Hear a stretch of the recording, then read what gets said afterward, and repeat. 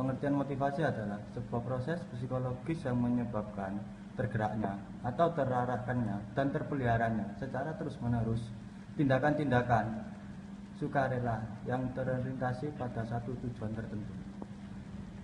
Dan sebagai mestinya, seperti yang penemu Lutan mengatakan bahwa motivasi adalah sebuah proses yang dimulai dari tidak terpengaruhnya kebutuhan fisiologis atau psikologis yang memicu perilaku atau dorongan untuk menggapai tujuan atau memperoleh insentif.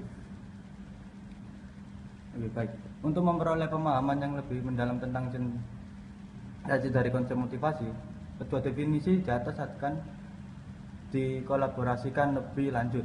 Yang pertama, motivasi pada dasarnya merupakan studi tentang tindakan di mana tindakan tersebut melibatkan proses psikologis. Hal ini bisa ditarikan bahwa yang menggerakkan seseorang untuk bertindak tidak hanya melibatkan aspek fisik saja atau bisa disebut biologis, tetapi juga non biologis atau bisa disebut psikis dan sosial. Seperti kata McConnell misalnya mengatakan bahwa motivasi melibatkan sebagai aspek biologis, sosial, dan intrafisik. Ketiga faktor inilah yang mempengaruhi proses motivasi. Yang kedua, dilihat dari proses terbentuknya, motivasi biasanya berangkat dari terjadinya ketidakseimbangan. Selanjutnya adalah alasan mengapa penting motivasi bagi manajemen. Pertama yaitu perusahaan pada umumnya berusaha untuk merekrut karyawan-karyawan yang memiliki talenta yang dibutuhkan. Namun tidak bisa dipungkiri, jika sebagian besar perusahaan memiliki karyawan dengan kualifikasi rata-rata. Dengan kondisi karyawan seperti ini, memotivasi karyawan bukan sebuah pilihan, tetapi sebuah keharusan bagi para manajer jika menginginkan perusahaan yang dikelolanya terus berkembang. Yang kedua yaitu memotivasi berarti melakukan perubahan, khususnya perubahan perilaku. Oleh karena itu, karyawan memotivasi bukan pekerjaan mudah. Berbagai macam upaya, rekayasa, dan investasi terkadang dilakukan semata-mata agar karyawan mau melakukan perubahan perilaku. Hasilnya seringkali tidak seperti yang diharapkan. Bahkan tidak jarang, para manajer harus berhadapan dengan resistensi yang begitu kuat. Berkaitan dengan semua itu, maka ketiga, sering dikatakan bahwa memotivasi menjadi semakin mudah jika yang dimotivasi mau mencoba. Artinya, peran pihak lain dalam memotivasi sesungguhnya hanya sebatas upaya agar orang yang dimotivasi mau melakukan tindakan. Namun apakah orang tersebut mau melakukan tindakan atau tidak, semua dikembalikan pada orang yang bersangkutan, karena hanya orang yang bersangkutan yang mampu mengontrol dirinya. Terima kasih. Komponen motivasi meliputi 3, yaitu kebutuhan, dorongan, sama insentif. Yang pertama, kebutuhan ialah kekurangan yang dirasakan seseorang pada suatu waktu tertentu. Kebutuhan akan selalu muncul manakala seseorang mengalami ketidakseimbangan fisiologis atau psikologis. Contohnya, kebutuhan akan minuman atau makanan akan muncul ketika tubuh kita kekurangan cairan atau makanan. Artinya, pada saat itu tubuh kita mengalami ketidakseimbangan fisiologis. Sedangkan manakala Anda merasa kesepian, berarti Anda mengalami ketidakseimbangan psikologis dan Anda membutuhkan seorang teman. Yang kedua, dorongan. Dorongan sering juga disebut motif. Motif adalah energi yang dikeluarkan dan diarahkan untuk mengembalikan keseimbangan fisiologis dan psikologis. Atau dengan kata lain, dorongan adalah tindakan untuk memenuhi kebutuhan. Hal ini bisa diartikan bahwa ketika kita merasa ada yang kurang atau terjadi ketidakseimbangan tubuh, dorongan dengan sendirinya akan muncul dalam bentuk perilaku yang diarahkan pada suatu tujuan tertentu. Sebagai contohnya, ketika tubuh kita membutuhkan makanan atau minuman, maka wujud dari keduanya adalah perilaku yang menunjukkan rasa lapar dan haus. Atau dengan kata lain, lapar dan haus adalah dorongan untuk memenuhi makanan dan minuman. Demikian juga ketika Anda kesepian, maka Anda terdorong untuk mencari teman. Yang ketiga, insentif. Insentif atau tujuan merupakan akhir dari sebuah siklus motivasi. Yang dimaksudkan dengan tujuan adalah segala sesuatu yang bisa memenuhi kebutuhan dan mengurangi dorongan. Artinya, ketika Anda telah bisa memenuhi tujuan, maka akan diperoleh kembali keseimbangan fisiologis dan psikologis, dan dengan sendirinya motif Anda untuk mencapai tujuan akan berkurang. Makan, minum, dan mendapatkan teman seperti dicontohkan yang tadi sudah saya sebutkan adalah insentif. Jadi, jika Anda telah bisa memenuhinya, akan tercipta kembali keseimbangan fisiologis dan psikologis. Dan dengan sendirinya, dorongan untuk mendapatkan makanan, minuman, dan teman berkurang. Teori penetapan tujuan atau goal setting theory. Sebagai makhluk hidup, manusia pasti memiliki tujuan yang ingin dicapai. Sebagian orang menginginkan harmoni kehidupan, sebagiannya lagi menginginkan hidup yang sejahtera, dan sebagiannya lagi memiliki tujuan hidup yang lain. Hanya satu tujuan hidup tersebut terkadang tidak mudah digapai. Penyebabnya bukan karena tidak mampu menggapainya, tetapi lebih disebabkan karena seseorang kadang-kadang diliputi keraguan dalam menentukan tujuan hidupnya. Misalnya, apakah harmoni kehidupan atau mencapai puncak prestasi yang sesungguhnya menjadi tujuan hidupnya seringkali tidak bisa ditetapkan secara tegas. Keraguan dalam menetapkan tujuan secara berturut-turut menjadi penyebab tidak fokusnya upaya untuk mencapai tujuan tersebut. Sebaliknya, jika seseorang sejak semula telah memiliki dan menetapkan tujuan yang spesifik, hampir pasti intensitas, pilihan, dan persistensi tindakan akan difokuskan dan diorientasikan ke arah tujuan tersebut. Akibatnya, tujuan akan jauh lebih mudah dicapai. Situasi yang kurang lebih sama juga terjadi dalam kehidupan sebuah organisasi. Seorang karyawan yang bekerja serabutan tanpa tugas, beban kerja dan target yang jelas. Jangankan kinerjanya baik, ia malah sering mengalami frustasi karena tidak ada pedoman dalam melakukan pekerjaan. Akibatnya, pada saat-saat tertentu ia merasa beban kerjanya berlebihan atau overload. Dan pada waktu yang lain, ia merasa sebaliknya, underload. Ujung-ujungnya kinerjanya bahkan semakin memburuk karena terjadi demotivasi. Sebaliknya, jika sejak semula karyawan tersebut diberi tugas, beban kerja dan target yang jelas, dan ia pun memahami dan menyadari akan beban tugas tersebut sebagai beban tugas yang harus diselesaikannya, karyawan tersebut dapat mengonsentrasikan energi dan upayanya untuk menyelesaikan tugas yang menjadi tanggung jawabnya. Bahkan, bukan tidak mungkin semua target bisa diselesaikan dalam waktu yang lebih singkat dari yang diharapkan. Semua ini bisa terjadi karena kejelasan tugas akan mendorong dan memotivasi seseorang untuk bekerja lebih baik dan lebih produktif. Atau dengan kata lain, penetapan tujuan atau goal setting yang jelas akan mempengaruhi motivasi seseorang untuk mencapai tujuan tersebut dan meningkatkan kinerjanya. Sebagai contoh, ketika Fakultas Ekonomi Terbuka menegaskan bahwa modul perilaku orientasi harus diselesaikan dalam waktu 8 bulan atau kontrak kerja akan dibatalkan. Penulis pun sadar bahwa semua energi harus dikerahkan untuk menyelesaikan modul tersebut atau pekerjaan menjadi sia-sia. Teori motivasi yang berkaitan dengan penetapan tujuan dan dampaknya terhadap kinerja disebut goal setting theory. Teori ini digagas oleh Edwin Locke pada tahun 1968. Meski sering disebut sebagai orang pertama yang menggagas goal setting theory, Locke sendiri mengaku pada metode scientific management yang dikembangkan oleh Frederick Taylor. Menurut Locke, meski Taylor tidak berbicara goal setting, tetapi cara Taylor mendorong karyawan untuk bekerja lebih produktif, yang ditandai dengan menetapkan standar pencapaian kinerja. Tidak lain adalah sebuah motivasi berbasis goal setting. Hanya saja, pada waktu itu, Taylor menggunakan studi waktu dan gerak Time and Motion Study sebagai dasar untuk menetapkan tujuan dan kinerja karyawan. Seperti tercermin dari namanya, Goal Setting Theory merupakan teori motivasi berbasis tujuan. Dengan demikian, tujuan dengan segala variasinya seperti target dan sasaran merupakan kata kunci untuk memahami Goal Setting Theory.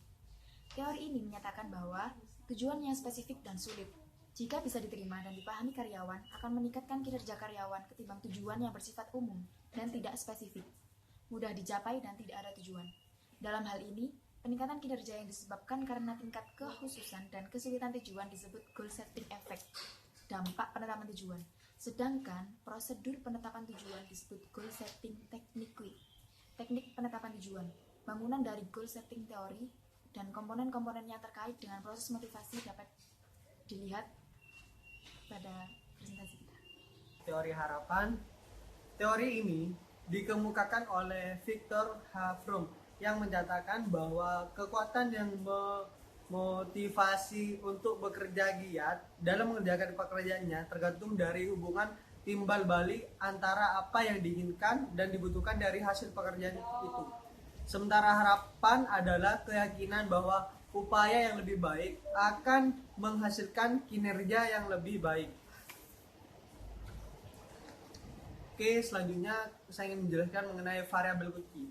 Variabel kunci ada 3, yaitu pertama nilai atau valensi, terus yang kedua instrumen atau pertautan, terus yang ketiga adalah harapan atau ekspektasi. Mengenai nilai adalah akibat dari perilaku tertentu mempunyai nilai atau martabat bagi setiap individu yang bersangkutan. Kedua, instrumen. Instrumen adalah pertautan, yaitu persepsi dari individu bahwa hasil tingkat pertama, ekspektasi merupakan sesuatu yang ada di dalam diri individu yang terjadi karena adanya keinginan untuk mencapai hasil sesuai dengan tujuan. Ekspektasi merupakan salah satu hasil sesuai dengan tujuan, dan ekspektasi merupakan salah satu penggerak yang mendasari untuk melakukan suatu tindakan. Terus yang ketiga, harapan atau ekspektasi. Sesuatu kesempatan yang berperilaku akan terjadi karena perilaku teori ekspektasi adalah seseorang akan memaksimalkan usaha dan meminimalkan segala hal yang menghalangkan ucapan atau hasil maksimal. Yang ketiga itu materi lain. Yang ketiga itu diagram hubungan. Saya akan menjelaskan mengenai diagram hubungan antara harapan, instrumen, valensi, di mana ada 3 faktor, yaitu effort, performance, dan outcome. Effort di sini kita anggap sebagai usaha. Effort sendiri adalah usaha karyawan dalam melakukan pekerjaan dengan baik. Ekspektasinya karyawan mengenai pekerjaan tersebut untuk bisa bekerja lebih baik lagi. Terus yang faktor kedua yaitu performance. Performance ini adalah kinerja dalam tugas yang dilakukan karyawan dengan baik ketika diberi tugas oleh manajer, di mana karyawan harus mampu menyelesaikan dengan baik. Terus outcome. Outcome di sini adalah hasil dari pekerjaan yang ketika manajer menyuruh si karyawan tersebut untuk melakukan tugas. Di sini tugas karyawan menyelesaikan tugas dengan baik dan tepat, sehingga menghasilkan pekerjaan yang lebih efektif dan dinilai baik oleh manajer, sehingga menghasilkan outcome yang baik. Oke, terima kasih atas kesempatannya. Kali ini saya akan mempresentasikan tentang hierarki kebutuhan menurut Maslow. Salah satu teori kebutuhan yang sampai saat ini masih populer adalah teori kebutuhan yang dikembangkan oleh Abraham Maslow. Maslow mengembangkan teori kebutuhan berdasarkan asumsi bahwa kebutuhan manusia bersifat hierarkis, mulai dari kebutuhan yang paling dasar, yakni kebutuhan yang harus dipenuhi agar manusia dapat memenuhi kebutuhan paling tinggi, yakni kebutuhan untuk bisa mengembangkan diri. Dalam mengembangkan teorinya, Maslow berasumsi bahwa manusia akan terlebih dahulu berupaya untuk memenuhi kebutuhan yang lebih pokok.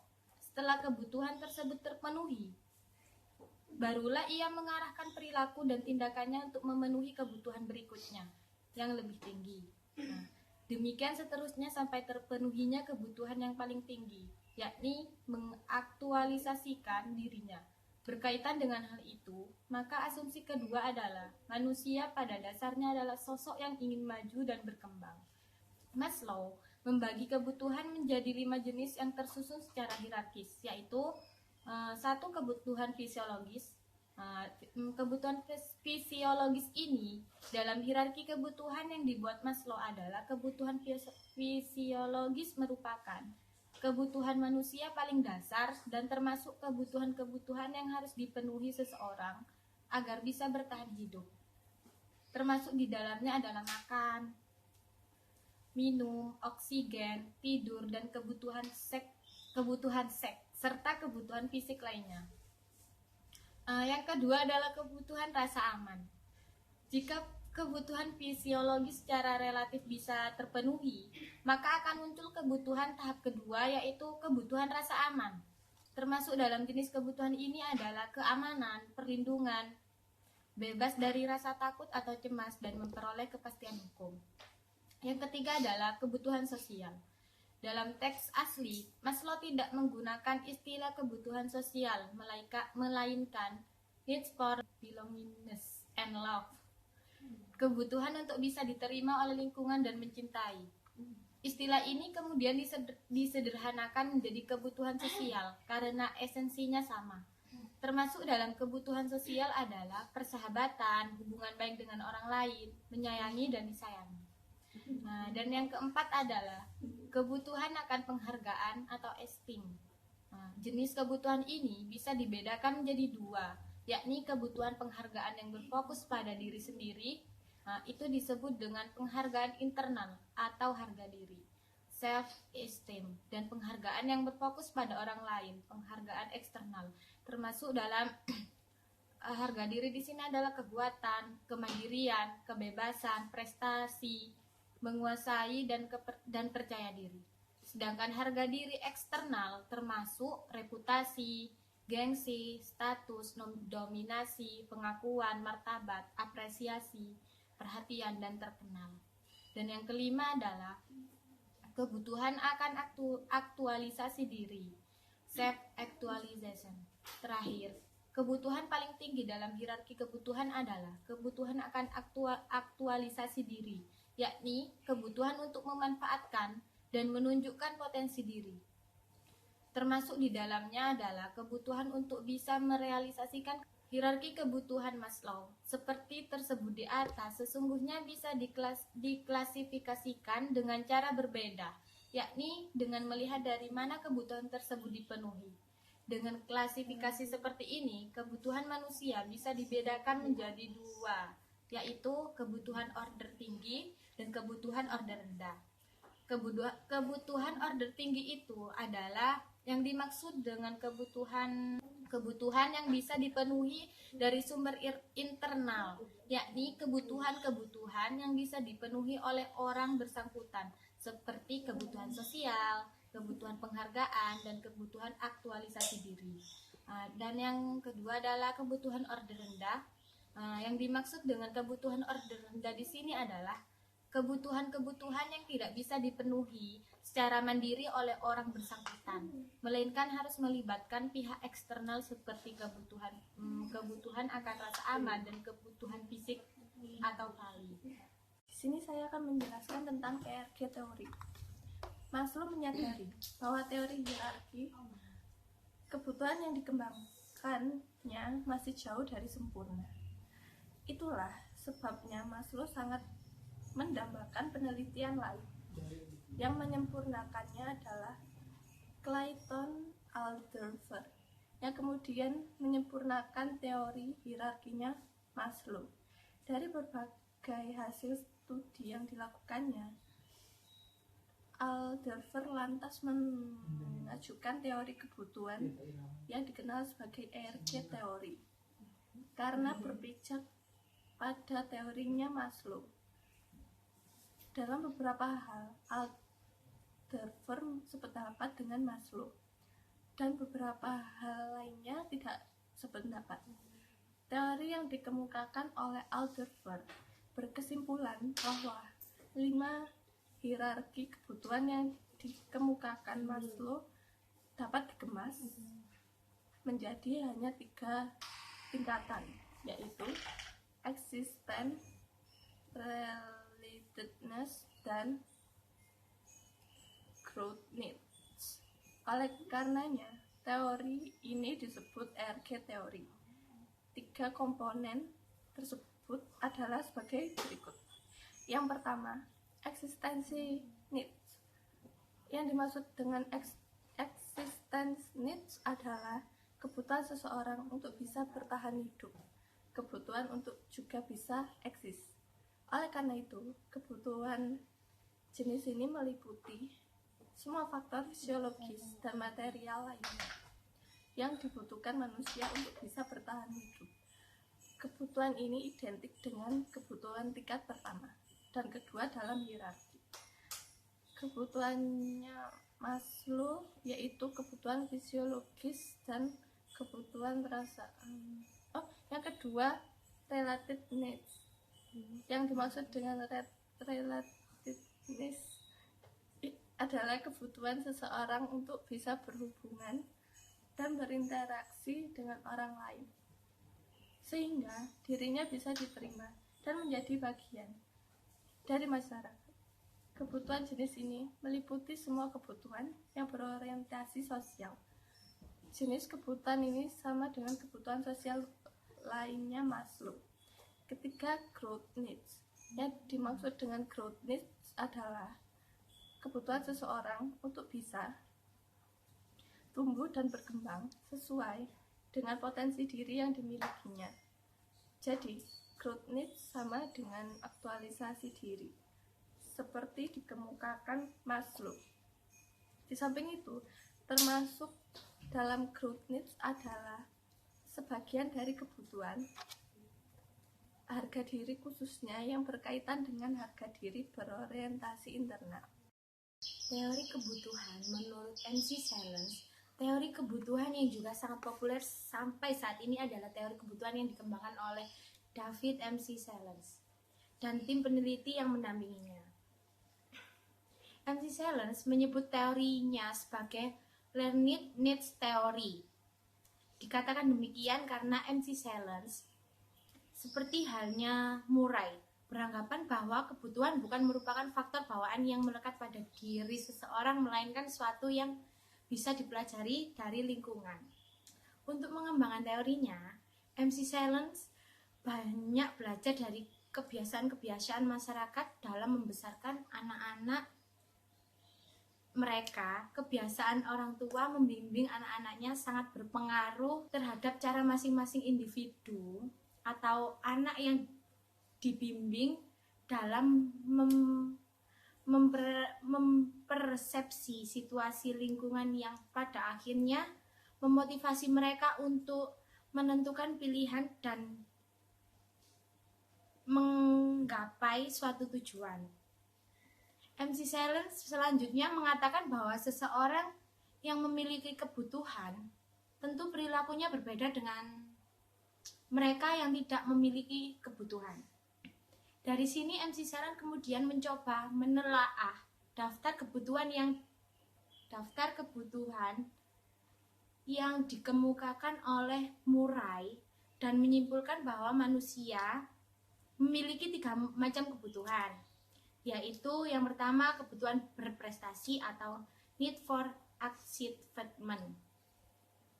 Yang kedua yaitu kebutuhan berafiliasi atau need for affiliation. Yang ketiga yaitu kebutuhan untuk berkuasa atau need for power and power. Ini saya akan membahas tentang equity theory atau teori ekuitas. Hubungan kerja antara karyawan dengan perusahaan seringkali dianggap sebagai hubungan yang bersifat transaksional. Karyawan yang dengan perusahaan seolah-olah merupakan dua belah pihak yang sedang melakukan transaksi atau pertukaran. Karyawan merupakan pihak yang menjual sumber daya atau labor power kepada pihak perusahaan. Sumber daya yang dijual karyawan diantaranya adalah pendidikan, tenaga kerja, pengalaman, keterampilan, dan usaha. Perusahaan di sisi lain, sebagai pihak yang membeli jasa karyawan mempunyai kewajiban untuk membayar karyawan, katakanlah berupa gaji, bonus, kompensasi, promosi jabatan, dan sebagainya. Hubungan pertukaran antara karyawan dengan perusahaan seperti ini sering disebut juga sebagai hubungan saling menerima dan memberi, atau sederhananya disebut dengan hubungan pertukaran sosial. Dalam pertukaran sosial seperti ini, kedua belah pihak seharusnya memiliki kedudukan setara. Namun dalam praktika atau kenyataannya, karyawan seringkali berada pada posisi lemah sehingga tak jarang karyawan merasa diperlakukan tidak adil. Akibatnya, tidak jarang pula karyawan membalas ketidakadilan tersebut. Yang paling ekstrim misalnya, mencuri atau merusak aset perusahaan. Dan yang paling sederhana, sekedar menunjukkan sikap dan perilaku negatif terhadap perusahaan dan menurunnya motivasinya. Gambaran di atas secara tidak langsung menunjukkan bahwa persepsi karyawan terhadap rasa keadilan atau ketidakadilan merupakan salah satu faktor yang mempengaruhi motivasi karyawan dalam bekerja. Teori motivasi yang menjelaskan ini disebut adalah teori ekuitas. Teori yang pertama kali ini digagas oleh Justice Adam. Ini ada dasarnya berasumsi bahwa dalam pertukaran sosial, karyawan akan mempertanyakan apakah hubungan kedua belah pihak merupakan hubungan setara atau sebaliknya. Karyawan diperlakukan secara tidak adil. Karyawan mengukur tingkat kesetaraan tersebut dengan mengukur adalah apakah input yang dikeluarkannya sebanding dengan hasil atau income atau output yang akan diterima.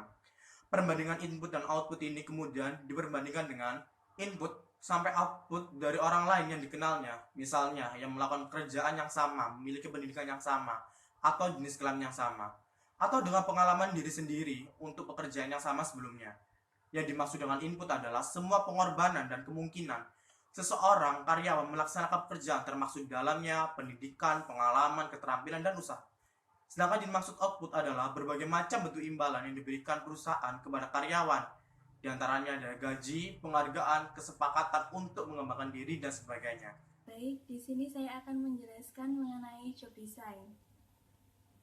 Ada beberapa teknik dalam mendesain ulang pekerjaan, yaitu yang pertama adalah job enlargement, yaitu merupakan peningkatan variasi tugas dengan cara mengkombinasikan tugas pada seseorang yang tadinya dilaksanakan oleh beberapa karyawan. Yang kedua adalah job enrichment, yaitu menambah tanggung jawab seseorang dengan menambah lebih banyak pekerjaan seseorang karyawan. Yang ketiga adalah job rotation, yaitu memindahkan pekerjaan seseorang agar memperkaya pengalaman karyawan dan menghindari dari kebosanan. Selanjutnya ada model karakteristik pekerjaan dari Heckman dan Oldham, yaitu sebuah pekerjaan dapat melahirkan keadaan psikologis dalam diri karyawan, yaitu berupa mengalami makna pekerjaan, mengalami tanggung jawab atas hasil kerja, pengetahuan akan hasil kerjanya. 3. Kondisi psikologis akan mempengaruhi motivasi kerja internal, kualitas kinerja, kepuasan kerja, dan ketidakhadiran serta perputaran karyawan yang rendah.